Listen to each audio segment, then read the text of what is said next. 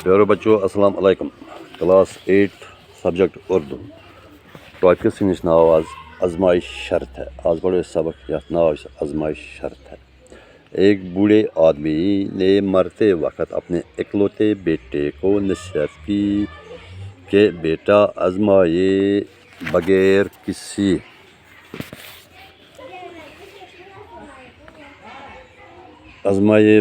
किसी को अपना दोस्त न बनाना और किसी न किसी मरहले पर अपने अजीज़ों और रिश्तेदारों को भी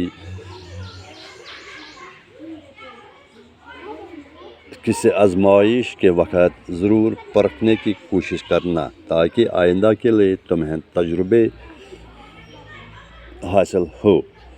कुछ दिनों बाद बूढ़ा मर गया और बेटे ने बाप की बातों को आजमाने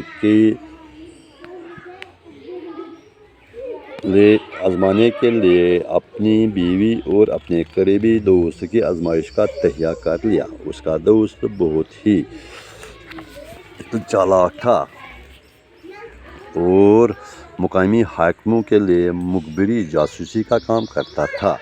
वो इस नौजवान के घर भी आया जाया करता था और इसकी बीवी को भाभी कहकर पुकारता था।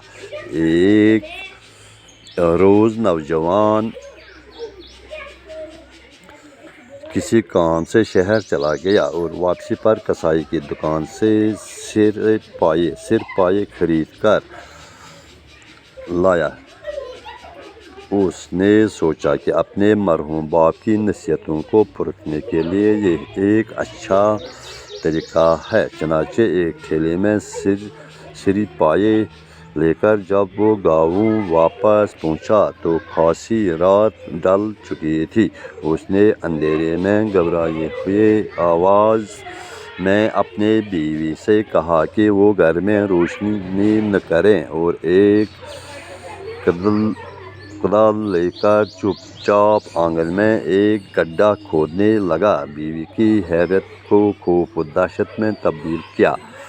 गोबरद आजमाइश शर्त है। दबा आजमाइश शर्त।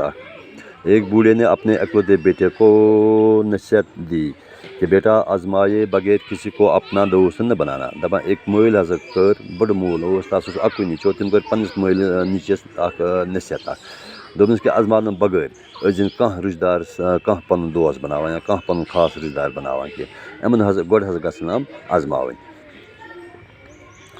रिश्तेदारों को भी किसी आजमाइश के वक्त जरूरी परखने की कोशिश कराएं। पन रिश्तेदार तम आजमान वक्त आजमाइश तम कराएं कि नैर आजमाइश कि ना आइंदा के लिए तुम्हें तजुर्बा हासिल हो ताकि ब्रोह बनी से तजुर्बा। कुछ दिनों बाद बूढ़ा मर गया। दबा कह दो गई बड़ मूद तमाम बड़ हज मूद। बेटे ने बाप की बातों को आजमाने के लिए अपनी बीवी और अपने करीबी दोस्त को आजमाइश का तहिया कर लिया।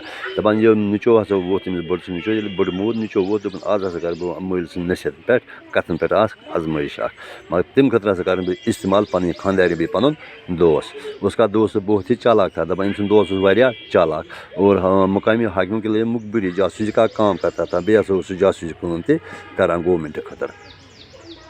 वो इस नौजवान के घर भी आया जाया करता था। सोच इस नौजवान सुन घर थे इसकी बीवी को भाई भी कहकर पुकारता था। सो भाई भी वनित आवाज़ दिवान। एक रोज़ नौजवान किसी काम से शहर चला गया। दपान नौजवान वो जा सको शहर कुन काम खतर वापसी पे आ कसाई गो पुजस नश गो सिर पाई यानी इमो तत कड़ पाज तो कलहर अकिस ठेलस मज पुजस मलस कलहर तो पाज बरन ठेलस अकिस मन मगर अमन खून पशपनी। सोचा कि अपने मरहूम बाप की नसीहतों को परखने के लिए ये एक अच्छा तरीका है। पन्निस मोल नसीहत हज बोज बाज कि तमिस परखान खतर असल तरीका। चनाचे एक ठेले में सिर पाये लेकर जब वो गाँव पहुंचा तब ये पन गाँव वोत वापस तब नसफ रात गई। अम हसा कर पन्नी खानदारी आई गोट रोशनी वोशनी कर बंद। घबराई हुई आवाज़ में अपनी बीवी से कहा। पन्नी जनान वन ज़बरदस्त खसा खुश घबराई हुई आवाज़ में यानी खुश खस वनस कि घर में रोशनी न करें ये लाइट की और एक कुदाल लेकर चुपचाप आंगन में एक गड्ढा खोदने लगा। दपा अम तुज गीत बे खून पोल बिलचु विलचु तुलन यह वो आंगन मज दोब खन्ने क्या वो दोब खन्ने ताकि यह बरे ये अथ मज।